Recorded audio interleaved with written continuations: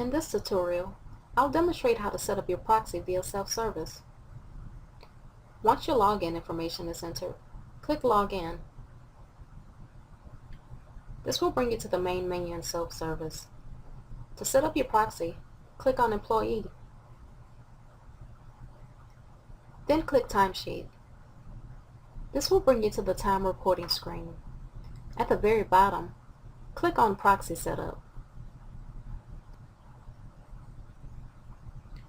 To select the proxy, click in the drop-down box and choose the person that you wish to designate as your proxy.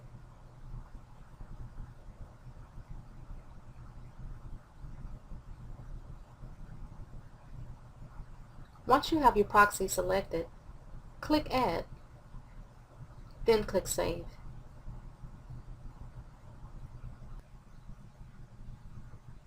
You have now completed the process of setting up your proxy.